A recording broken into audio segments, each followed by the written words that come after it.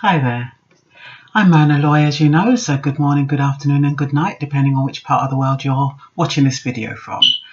And today I decided to do a video on how to be good in a bad world.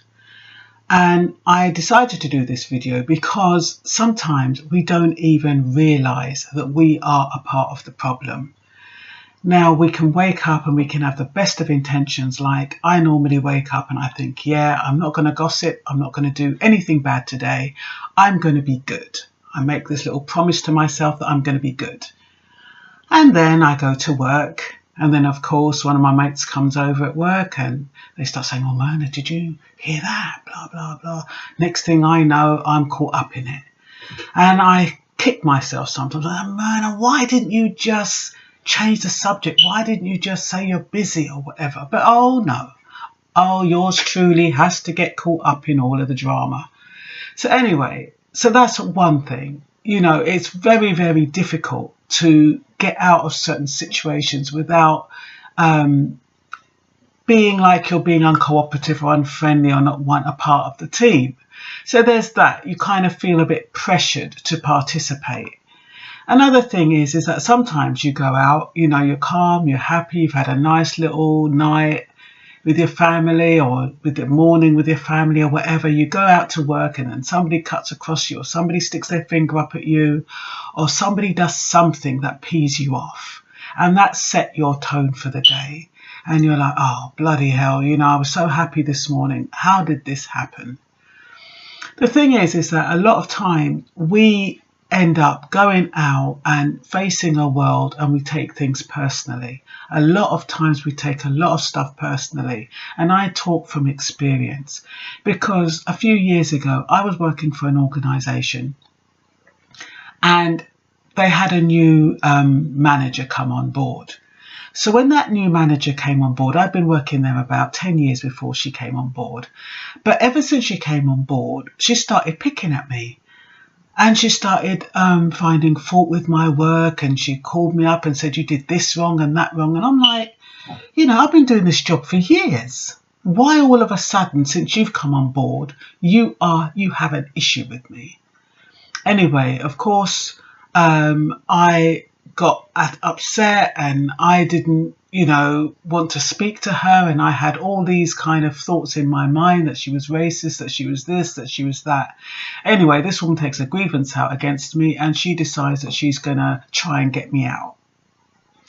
So I'm thinking to myself, well, I don't care. You know, she's got all these meetings lined up. I said, I'm going to have time off. I can't really deal with the stress of all of this. I know.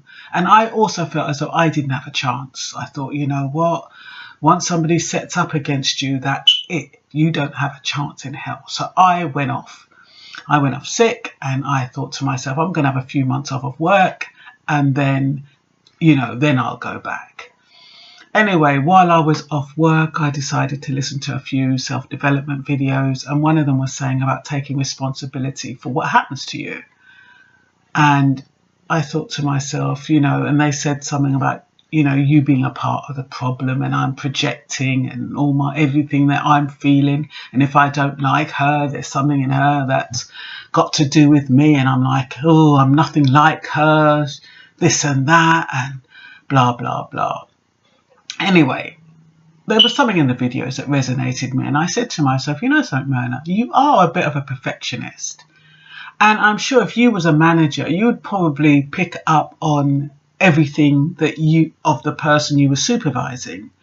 So that was the first thing. And then I thought to myself, you know what, I'm going to go back and I'm going to face the music and see what's going to happen. Because I thought the longer you're out of work, the harder it's going to be to get back in and reacclimatise myself. So I go back into work and we have this little meeting and then I'm talking to her. She's not listening to a word I'm saying. So I'm getting peed off again and I'm saying all they're talking about is all these mistakes I'm making. And I'm thinking, oh, I'm not making mistakes.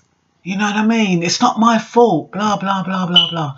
Anyway, I didn't say it like that, but this is what was going on in my head. So I decided, you know what, I'm going to go back to my desk and I'm going to start monitoring and making inventory of my work. And if I make a mistake, I'm going to jot it down. Anyway, I go back to my work, and that was my plan, for a week or so. I mean, I wasn't even doing that for like 5 minutes or 10 minutes, and I realised I'd made a mistake. In fact, I'd made so many mistakes within the first 15 minutes. I'm like, what's going on? Why are you making so many mistakes? I said, maybe it's because you're stressed.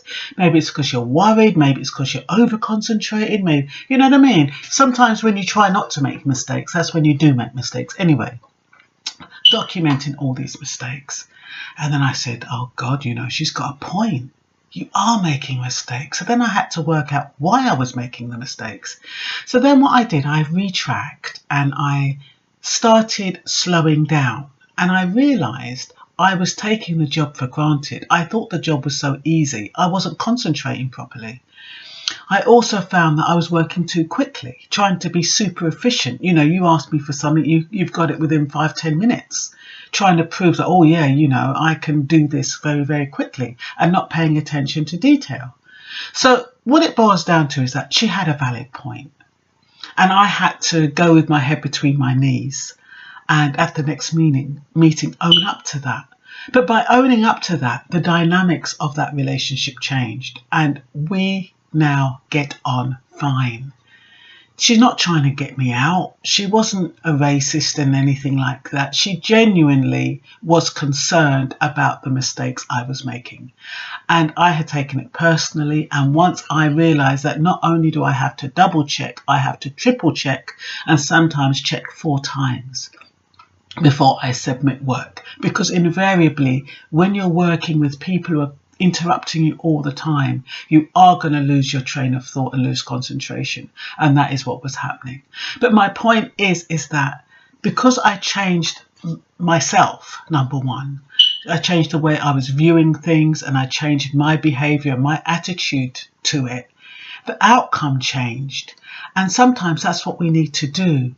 When we go out into this big bad world, we need to change our attitude. Even when you see the news and you see all these bad things that are being shown on TV, try to put it into perspective. What kind of survey are they doing? How big is that survey? What is it covering? Sometimes when the news comes on, it's deliberately inflamed to make us fearful, to make us, gasp or whatever, and, to shock us. But put into perspective, into the big world, it's minute. And sometimes when you go out and you face people and you react to them in a certain way, and you take things personally that they do or say, sometimes it's got nothing to do with them. It's got to do with how we perceive things. A lot of times we really have to check how we are perceiving a situation before we jump to conclusions.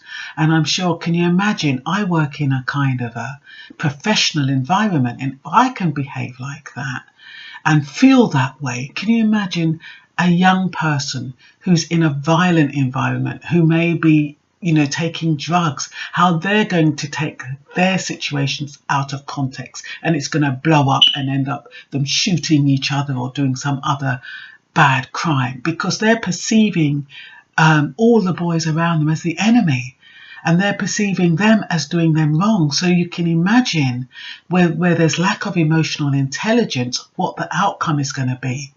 So what we need to do, peeps, is really understand that a lot of the problems lie within ourselves.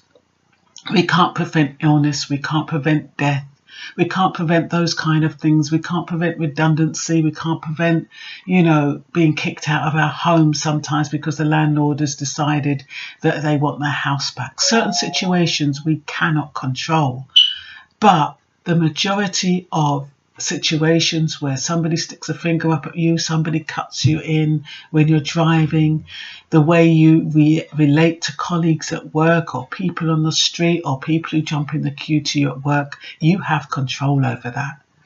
And if you can control a situation in a small way, you can control it in a big way, because it has a ripple effect. And a lot of times, just the way you smile at somebody and you acknowledge somebody and acknowledge what somebody's done, And, you know, we live in a society where people do need to be acknowledged. They need endorsement a lot of the time. And sometimes just saying that somebody looks good, or somebody, you know, you like somebody's smile, or you like somebody's hair, or anything, instead of the criticism and the judgment and all of those negative things that we tend to do from day to day. It will make a difference, and it will make our world a better world. It might just be small in context, but sometimes these things have a way of, you know, impacting other people in a more positive way. So I hope this has been helpful. Take care now. Bye bye.